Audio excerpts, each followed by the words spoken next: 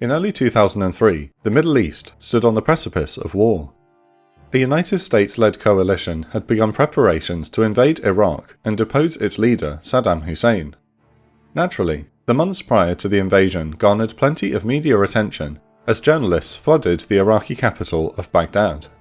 The late National Public Radio, or NPR correspondent Anne Garrels, was in Baghdad before, during, and after the coalition invasion, and her book, Naked in Baghdad, gives remarkable insight into Iraq's descent into war. This episode is a look into the mood in Iraq's capital before the invasion, and the first days of the Iraq War as told by Garrels from the city. Garrels arrived in Baghdad on the 20th of October 2002 as one of the most recognisable war reporters in the world. She served as Moscow bureau chief and correspondent in the last years of the Soviet Union, and covered wars in El Salvador, Nicaragua, Chechnya, the Balkans and Israel, as well as being present for the Tiananmen Square massacre in 1989. The year prior, Garrels spent months in Afghanistan before travelling to Iraq for the first time in her career. Tensions were quickly rising as the United States had launched an all-out public relations offensive to work up support for invading the country. Garrels' official assignment was to relay what was happening in Iraq to NPR's audience in the US, but also to gauge the attitude of the Iraqi public, who would be caught in the middle of any war. Despite her vast experience in combat zones, she was still nervous. Major events had already transpired by the time Garrels arrived in Baghdad. On that same day, the 20th of October, Saddam Hussein announced a full, complete and final amnesty for tens of thousands of prisoners held in Iraq's notoriously brutal prison system, and released them with little warning. Officially, this was to thank the Iraqi people for giving him a 100% approval rating in a recent referendum, but as Garrels wrote at the time, this appears to be another attempt to rally public support for war with the United States. The Iraqi regime had been preparing its citizens for another conflict with the US ever since the end of Operation Desert Storm in 1991. Garrels arrived at the Al Rashid Hotel and noted that anyone who enters or exits the building must walk over an image of former President George H.W. Bush with the words "Down with the USA" etched in the tile. Her first impressions of Baghdad were mixed. The streets were packed with traffic, although most of the vehicles were old cars. She noted, there is virtually nothing left to hint at the city's exotic past, when the city was the capital of an Islamic empire that stretched from North Africa to the edges of China. This has not always been true. Following Saddam's rise to power in the 1960s and the explosion of Iraq's oil industry, Baghdad quickly became one of the richest cities in the Middle East. The government built massive public spaces and sprawling neighbourhoods for the middle class, and despite the Ba'ath Party's tyranny, Iraq felt like a nation about to join the rest of the modern world. This exponential growth lasted until Saddam launched a costly war against Iran in the 1980s, which brought modernization of the country to a halt. Then, the coalition bombing campaigns during Desert Storm wrecked key utilities. By 2002, Baghdad was a city in decay, and the population was hit by several public health crises caused by the lack of clean drinking water. Yet, Anne Garrels' driver pointed out that most new construction had been limited to mosques and vast presidential palaces to act as safe houses for Saddam and his family. Garrels herself noted that her driver, named Amer, explained this to her with barely concealed disgust. For the next 2 months, Garrels spent her time interviewing everyday Iraqis while the drums of war continued to beat in the background. She travelled to hospitals, water treatment plants, schools and shops around Baghdad, usually with an Iraqi government minder with her to prevent politically incorrect interviews with everyday Iraqi citizens. Still, she found ways to slip out into the streets without her minders with the help of her driver, Amer. Her mastery of Russian also helped, as many Iraqis had learned the language from Soviet teachers during the 1980s. Garrels found that most everyday Iraqi citizens were fed up with the incompetence of Saddam's regime, but did not want a foreign intervention. A retired schoolteacher suggested, US pressure is merely uniting the country and making Saddam more popular among the people, don't you get it? Some Iraqis despised Saddam, but reluctantly supported him because they were more afraid of what would happen if he were to be deposed. Fears of sectarian violence breaking out were foremost in their minds, as Iraq was a large and diverse country of many different ethnic groups and religions. Garrels wrote in her daily diary, "Like the Soviets, many Iraqis are well educated and proud of their history, and they have aspirations to regional leadership. And like the Soviets, they fear themselves. Again and again, they've indicated that they feel they are an ungovernable mixture of peoples who need a strong leader to remain a strong, united country."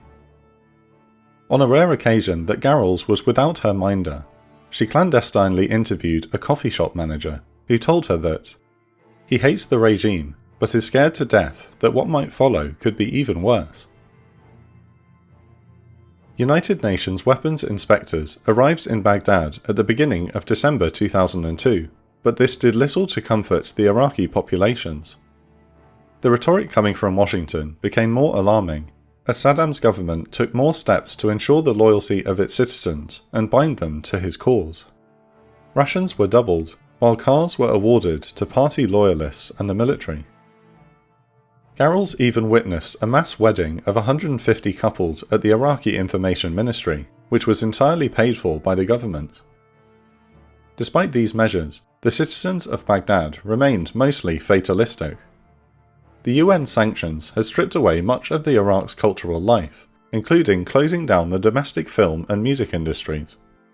Garrels visited a record shop to find the owner selling counterfeit CDs, using a digital duplicator smuggled into the country. He told her that while he understood that record companies would object, Iraqis needed the CDs to survive. One aspect of Iraqi life that was actually flourishing was religion. Ba'athist Iraq was officially a secular state. Many Iraqis found comfort in mosques following the defeat in 1991 and the turmoil which followed. Ever the opportunist, Saddam cynically pounced on the religious revival in his country as a means to boost his own legitimacy. He launched a so-called faith campaign in the 1990s to encourage people to visit mosques, and his cult of personality began depicting him as a fervent Muslim in propaganda.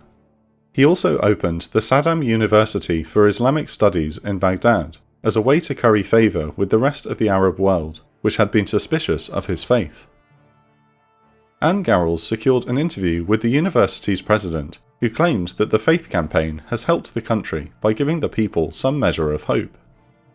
Furthermore, he believed it had neutralised frictions between Iraq's Sunni and Shia groups by assuming leadership of all Muslims in the country. Of course, not everyone supported Saddam's initiative. Mr. Sabri, the owner of a Baghdad liquor store, told Garrels that he was licensed to sell alcohol, but blamed the faith campaign for a collapse in business. Drinking in public was banned following the beginning of the campaign, forcing people to start drinking at home. Baghdad's once vibrant bars and clubs were also shut down during the 1990s, which further alienated the portion of Iraqis which enjoyed living in a secular nation. Garrels left Iraq to return to the United States over Christmas, but returned to the country in the new year. She continued her journalistic work throughout January and February, taking steps to avoid the increasingly paranoid Iraqi security apparatus. Garrels was in her hotel room one night when a large man burst in with a video camera. Assuming he was a TV cameraman looking for a vantage point to film from, she shouted and threw things at him until the man retreated in confusion. As it would turn out, he was a member of the Ba'ath Party's secret police, leading Garrels to remark, "I have an advantage as a woman. The Iraqi secret police don't deal well with a Western dumb broad." Nonetheless, other foreign news organisations in Baghdad were spooked by the increase in security and began to flee the capital ahead of the expected invasion. Garrels debated whether to stay or go with NPR's senior staff until news arrived that many of the TV crews were detained at the border and only released after paying a hefty bribe. On the 17th of March, 3 days before the invasion, Garrels decided it would be safer to stay in Baghdad rather than leave the country. She was one of 16 Western journalists that would remain in the capital. Meanwhile, chaos began to grip Baghdad. The day after Garrels decided to stay, President Bush issued his ultimatum for Saddam and his sons to leave the country within 48 hours. Garrels watched as Iraqis mobbed pharmacies for medicine while lines to fill up on petrol took 5 hours to navigate. Saddam went on state television to warn his country to expect a holy war, and Ba'ath Party militia began setting up roadblocks around the city and grabbing young men off the street to conscript into the army. By this time, most Iraqis believed there was no stopping the invasion, the more perceptive noticing that Saddam now appeared in a military uniform rather than his usual tailored suits. There were those who supported the Iraqi dictator in this moment of crisis. In a middle-class neighbourhood, an older man kept a portrait of Saddam above his dining table and said, "He deserves our devotion. We have oil and great riches, which foreign countries want." Garrels interviewed a Ba'ath Party community leader in one of Baghdad's poorest neighbourhoods, who insisted the militia would defeat the Americans should they enter the city. However, as she left, the community leader asked Garrels to take his son with her to America if she could. The duality of Iraqi society was on full display the day before the invasion. On the 19th of March, Garrels took a taxi to the Information Ministry, where the driver expressed admiration for Osama bin Laden and declared the Americans as anti-Muslim and anti-Arab. On the way back, a different driver told her that he knew the United States was targeting the regime and not the Iraqi people, and also confessed he was terrified that the Ba'ath Party would conscript his son. When Garrels arrived back at her hotel, she found that the windows had been covered with rugs, the swimming pool closed, and the business centre shut down. The city was braced for war. At 5:30 a.m, she wrote in her diary, "First there's the wail of air raid sirens. Red tracers streak through the sky, followed by a series of thuds and whomps somewhere in the city." Half an hour later, she received a call from a fellow American journalist who warned her to evacuate the hotel immediately because it was rumoured to be a target for coalition bombing. The following day, Garrels and the rest of the Western reporters were offered a bus tour of sites supposedly bombed by the coalition. After this, they were introduced to civilians at the local hospital who were supposedly injured by American bombs. However, when Garrels pressed her questioning, she found that most of them had been hurt by debris from Iraqi anti-aircraft guns firing and not bombing. She wrote, "That Iraqis are not generally afraid of the bombing confirms its overall accuracy. They see how precise it is. What they are afraid of is what comes next, and what comes next is complicated and dangerous." The following night was A-Day, the official start of the coalition air campaign, and the heaviest raid of the war on Baghdad. Garrels gave a vivid account of the intense bombing. Starting right at 9 p.m, it came in 3 waves, leaving parts of Baghdad in flames. A cruise missile literally whooshed by my window. Again and again, the Americans went back for hundreds of acres of Saddam's Republican palace, the showcase of his regime. Deafening blasts came one after another, exploding into fireballs. Then there was a lull, then another wave. There were surprisingly few fire engines and almost no ambulances. As the New York Times reporter John Burns observed, any survivors appear to have been left to their fates. Television crews raced to the windows and the roof to film the fireworks. With no explanation, security men swooped in to confiscate their video cameras. After a fitful night of sleep, Garrels awoke the next morning to find that the Iraqis had set oil fires to shroud the city in black smoke. At the same time, she observed how the bridges over the Tigris River were intact and the city still had electricity and water.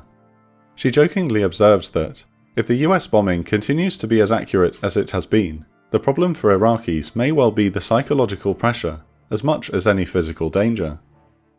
Her notions of a less intense bombing campaign were put to rest when she visited Baghdad's outskirts and spoke to a family living next to an Iraqi military base. She realised that the reality of the situation on the ground was far different when she began her interview. In the past few days, 4 cruise missiles have slammed into the installation. With each blast, a woman says the combination of dust, vibration and noise makes her lose her bearings.